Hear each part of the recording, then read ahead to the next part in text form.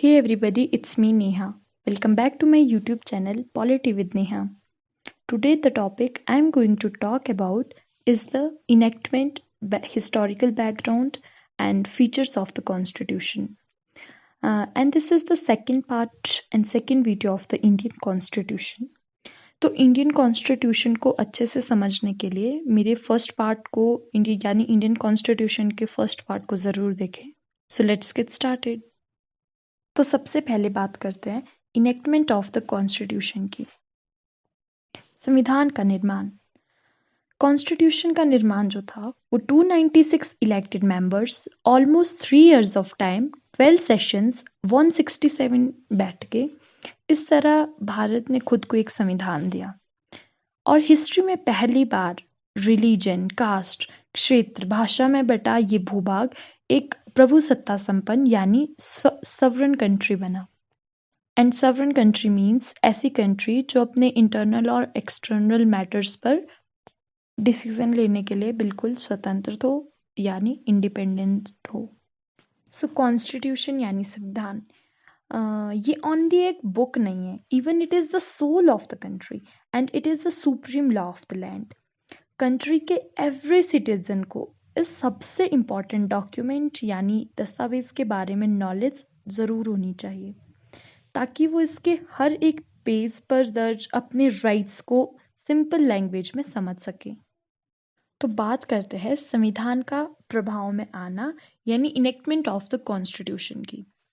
तो डॉक्टर भीमराव अंबेडकर ने constituent assembly में 4 नवंबर 1948 को संविधान का जो कॉन्स्टिट्यूशन का जो फाइनल ड्राफ्ट था वो पेश किया.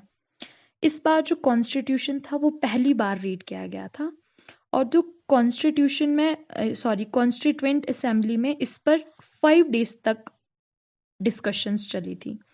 ये डिस्कशन 4 नवंबर 1948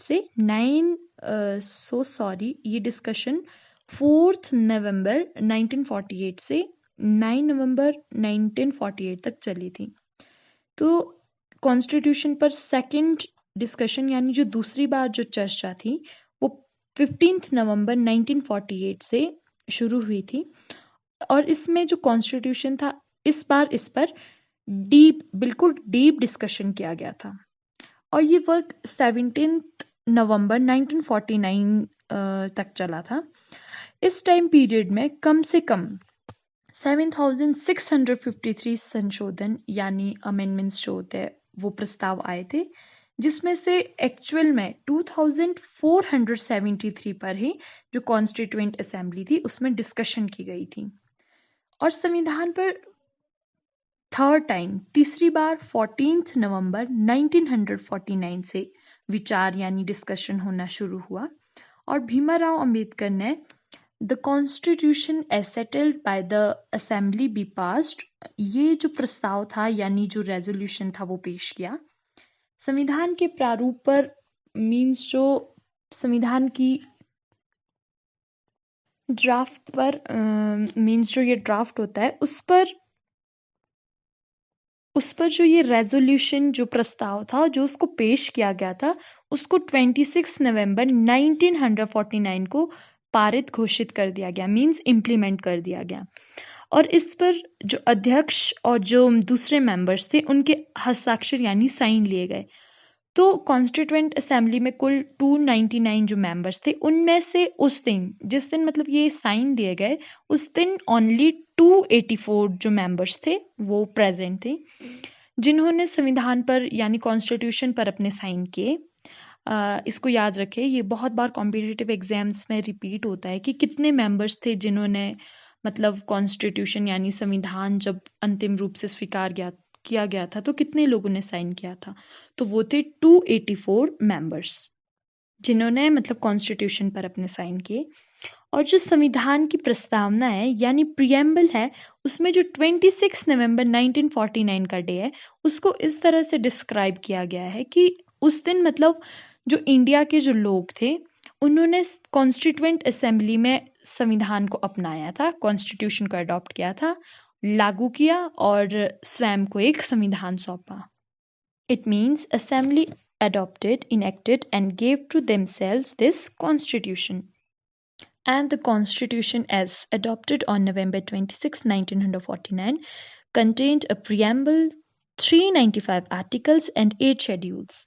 मीन्स जो 26 नवंबर 1949 को जो हमने संविधान को अपनाया था उसमें प्रस्तावना, प्रियम्बल, 395 अनुच्छेद थे और 8 शेड्यूल्स यानी 8 अनुसूचियां थी. And the preamble was enacted after the entire constitution was already enacted. And 1947 में जो स्वतंत्र भारत का जो पहला मंत्रिमंडल था उसमें जो भीमाराव अंबेडकर थे उनको लॉ मिनिस्टर यानी विधि मंत्री नियुक्त यानी अपॉइंट किया गया था. तो जो अंबेडकर थे उन्होंने कॉन्स्टिट्यूएंट असेंबली में संविधान जो था उसके ड्राफ्ट को रखा. उन्होंने सभा के जो कार्यकलाप थे उनमें बढ़ चढ़कर हिस्सा लिया. सभी कार्यों में वो मतलब अपनी भूमिका निभाते थे. And he is recognized as the father of the Constitution of India. This brilliant writer, constitutional expert, undisputed leader of the scheduled caste, and the chief architect of the Constitution of India is also known as a modern Manu. यानी इनको आधुनिक मनु की संज्ञा भी दी जाती है.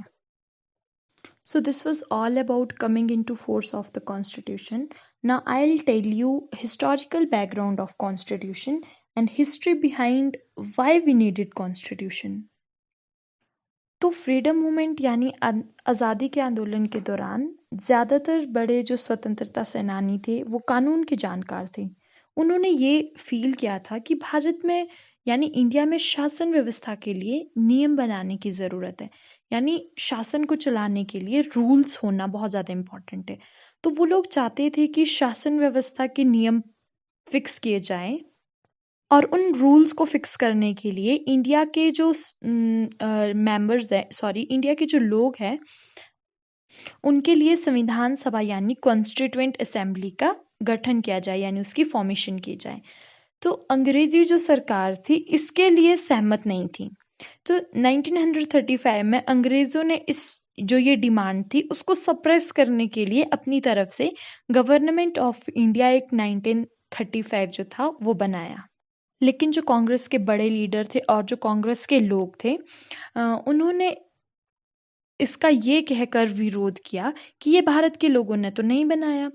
तो second world war जब 1945 के बाद हुआ तो सेकेंड वर्ल्ड वॉर जो 1945 में हुआ था उसके बाद संविधान सभा यानी कॉन्स्टिट्यूएंट असेंबली का जो गठन किया गया था. तो सोमवार 9 दिसंबर 1946 को सुबह 11 बजे से संविधान सभा की कॉन्स्टिट्यूएंट असेंबली की पहली बैठक हुई और इस बैठक का मुस्लिम लीग ने बहिष्कार कर दिया था, बायकॉटेड कर दिया था. ये कहकर उन्होंने इसका बहिष्कार किया कि मुसलमानों जो मुस्लिम्स हैं उनके लिए अलग देश का गठन किया जाना चाहिए. एंड ये पहले भी डिस्कस हो गया है कि उस टाइम जो संविधान सभा थी कॉन्स्टिट्यूएंट असेंबली थी उसके जो अध्यक्ष यानी चेयरमैन थे वो थे डॉक्टर राजेंद्र प्रसाद और जो सभा के संवैधानिक सलाहकार थे वो थे B.N. राव. B.N. राव ने दुनिया के बहुत सारे संविधान यानी कॉन्स्टिट्यूशन को स्टडी किया जैसे यूके, आयरलैंड, कनाडा, अमेरिका जाकर वहाँ के कानूनों के विद्वानों से मतलब बहुत ज़्यादा डिस्कशन की. सो अक्टूबर 1947 को क्या हुआ कि उन्होंने संविधान का पहला ड्राफ्ट जो था उसको तैयार किया. फिर ये ड्राफ्ट भीमाराव अंबेडकर की अध्यक्षता वाली जो 7 मेंबर्स वाली जो ड्राफ्टिंग कमेटी थी उसको सौंप दिया गया. इस ड्राफ्ट की जांच के लिए मतलब जब इसकी जांच हुई उसके बाद 21 फरवरी 1947 को ड्राफ्टिंग कमेटी ने नया ड्राफ्ट संविधान जो सभा थी यानी कॉन्स्टिट्यूएंट असेंबली थी उसके अध्यक्ष को सौंपा. लोगों ने इस पर लोगों से सजेशन मांगी गई और इसके बेस पर जो ड्राफ्ट था उसमें चेंजेस हुए और जो बदला हुआ ड्राफ्ट था वो 4 दिसंबर 1948 को संविधान सभा में रखा गया. फिर इस ड्राफ्ट पर बहुत ज़्यादा बहस शुरू हुई. नेक्स्ट 1 ईयर तक क्या हुआ कि कॉन्स्टिट्यूशन जो मेकर्स थे उन्होंने एक प्रोविज़न पर डिटेल डिस्कशन किया.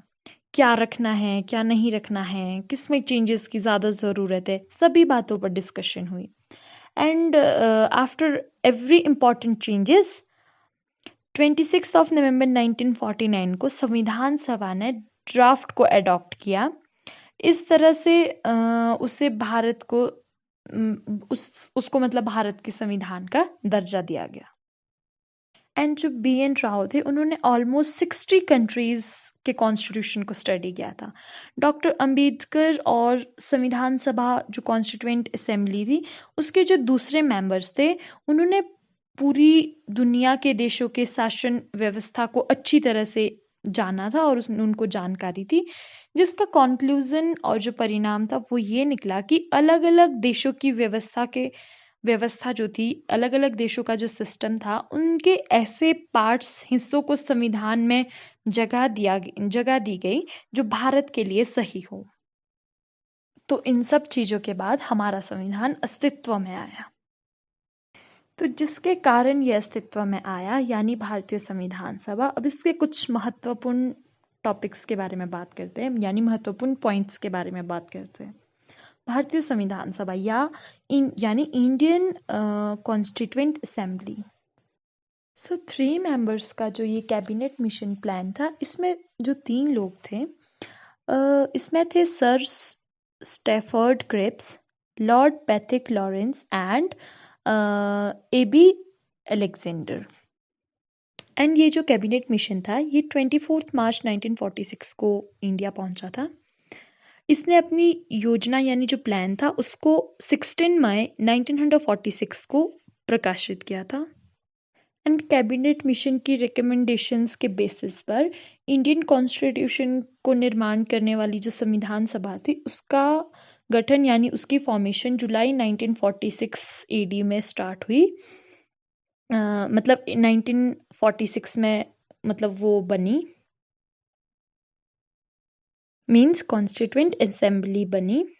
और ये एक इम्पॉर्टेंट पॉइंट है जिसको आप लोग नोट कर लेना। The idea of the constituent assembly for the creation of the constituent assembly for India was first presented by the Swaraj party in 1924 AD कि भारत के लिए एक संविधान सभा की जो रचना होगी उसके हेतु संविधान सभा का जो विचार था वो सबसे पहले जो स्वराज पार्टी थी उसने 1924 में पेश किया था। संविधान सभा के सदस्यों की जो कुल संख्या है वो 389 निश्चित की गई थी, ये पहले भी बताया था मैंने पहली वीडियो में, जिसमें 292 ब्रिटिश प्रांतों के प्रतिनिधि थे और 4 चीफ कमिश्नर क्षेत्रों के प्रतिनिधि थे और 93 जो थे वो देसी रियासतें यानी प्रिंसली स्टेट्स जो थे उसके रिप्रेजेंटेटिव्स थे। तो जो ये कैबिनेट मिशन योजना थी इसके अकॉर्डिंग जुलाई 1946 में संविधान सभा का चुनाव हुआ था, जिसमें कुल 389 जो सदस्य थे, सदस्यों में से प्रांतों के लिए निर्वाचित 296 सदस्यों के लिए चुनाव हुए थे, जिसमें डिफरेंट जो ये प्रांत थे उनकी जो विधान सभाएं थी उनके सदस्यों के लिए चुनाव हुए, जिन्होंने विभिन्न प्रांतों की विधान सभाओं द्वारा चुना गया, मतलब जिन्हें किसके लिए चुना गया था, जो ये डिफरेंट प्रांत थी इनकी विधानसभाओं के लिए चुना गया था।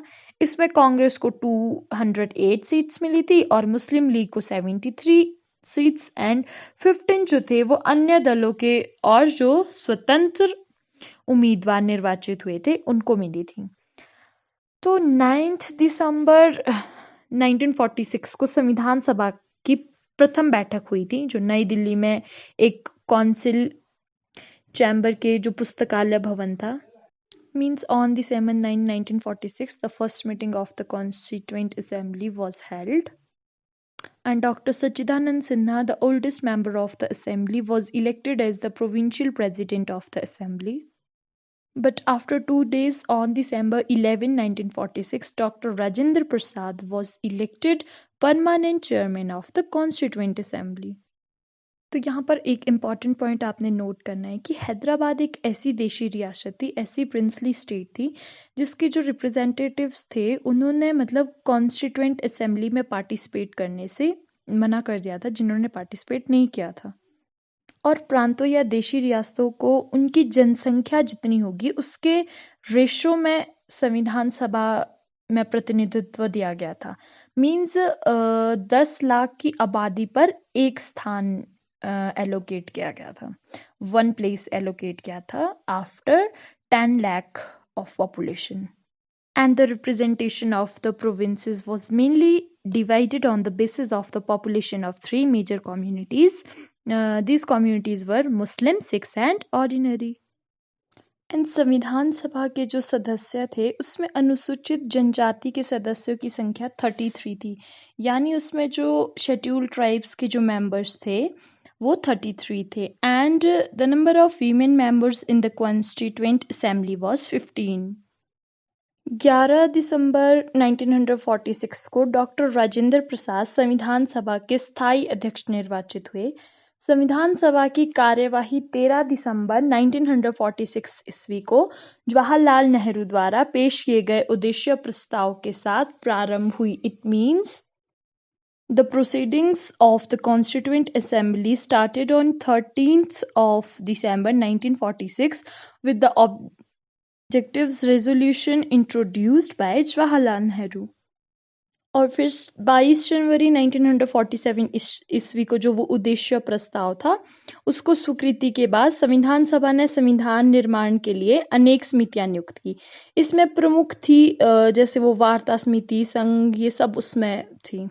और भीमाराव अंबेडकर ने जो संविधान का जो ड्राफ्ट तैयार किया था उस पर विचार विमर्श करने के लिए संविधान सभा ने क्या किया कि 29 अगस्त 1947 को एक संकल्प पारित करके प्रारूप समिति का गठन किया, ड्राफ्टिंग कमेटी को फॉर्म किया और उसके अध्यक्ष के रूप में भीमाराव अंबेडकर को इलेक्ट किया. और इस समिति में कितने 7 सदस्य थे.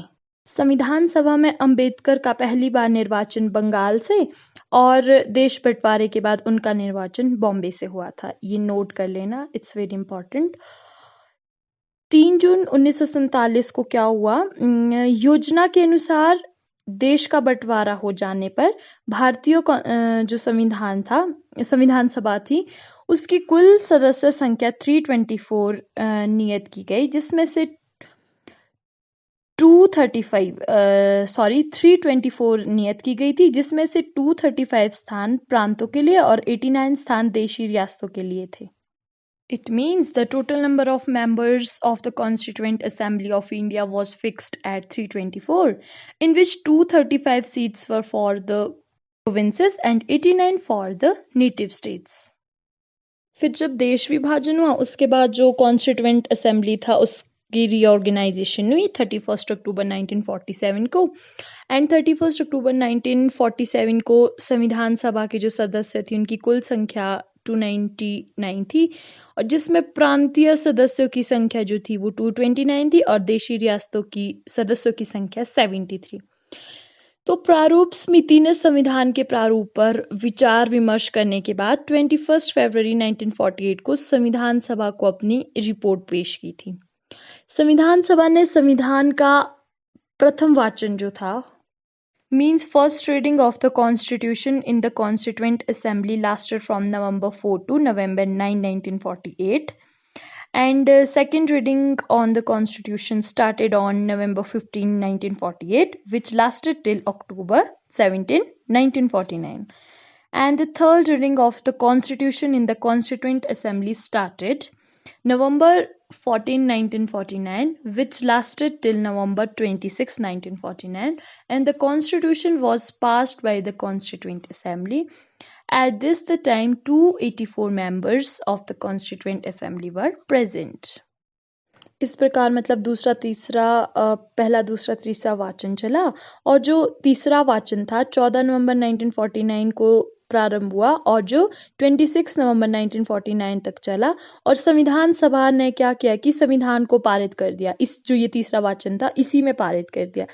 इस समय संविधान सभा के जो 284 सदस्य उपस्थित थे और इन्हीं ने क्या किया था, कॉन्स्टिट्यूशन पर साइन किए थे, संविधान पर हस्ताक्षर किए थे. तो ये सब इम्पॉर्टेंट पॉइंट्स थे. ये आपको पहले से पता है कि संविधान को बनाने में 2 वर्ष 11 महीने 18 दिन का समय लगा और संविधान का जो प्रारूप ड्राफ्ट था उस पर 114 दिन बहस हुई थी और संविधान निर्माण के लिए जो मतलब टोटल इन्वेस्टमेंट थी, कुल व्यय था, वो था 63,96,729 रुपीज. तो संविधान को जब 26 नवंबर 1949 को संविधान सभा के द्वारा जब पारित किया गया तो उसमें कुल कितने थे, 22 पार्ट्स थे. 395 आर्टिकल्स थे एंड 8 शेड्यूल्स थे और वर्तमान समय में इसमें 25 भाग है। इसमें 470 के अराउंड आर्टिकल्स है और 25 पार्ट्स है एंड 10 शेड्यूल है, सॉरी 12 शेड्यूल है। And the last meeting of the Constituent Assembly took place on January 24, 1950, and on the same day, Dr. Rajendra Prasad was elected as the first President of India by the Constituent Assembly. The Constituent Assembly acted as the interim parliament of India from 26 January 1950 until the creation of the new parliament to be formed after the general election held in 1951 to 1952. And constituent assembly के द्वारा कुछ another function भी किए गए थे, जैसे it verified India's membership in the Commonwealth in May 1949. It adopted the national flag on July 22nd, 1947, and it also adopted the national anthem and national song on January 24, 1950. On July 26, 1947, the Governor General decided to separate Pakistan, announced the establishment of the Constituent Assembly. Means 26 जुलाई 1947 को governor general ने पाकिस्तान के लिए मतलब पृथक संविधान सभा की स्थापना की घोषणा की थी. So it was all about Constituent Assembly. Now I'll tell you about salient features and importance of Constitution of India. Indian Constitution has various features like provision of preamble, written and comprehensive constitution. It is a unique constitution drawn from many sources. It is also the lengthiest constitution of the world, and it is parliamentary form of government. It is a unique blend of rigidity and flexibility. It has fundamental rights. And another feature of Indian Constitution is that the provision of the directive principles of the state policy. It means DPSPs and independence judiciary, the concept of adult suffrage, a secular state. It is very important. It means secular state means that there is no separate religion for the state and every religion is respected equally in the state. Even the preamble of the Indian Constitution itself states that India has to be a secular state. State regulates relationship between man to man, not man to God. And also there is a provision of single citizenship, fundamental duties, and also single integrated judicial system, judicial review. So there are lots of salient features of the Indian Constitution. So in my next video, I'll discuss it in detail. Till now, thank you so much. If you all like my videos, please share it, like this, and don't forget to subscribe the channel. Also, don't forget to clicking the bell icon. Thank you so much.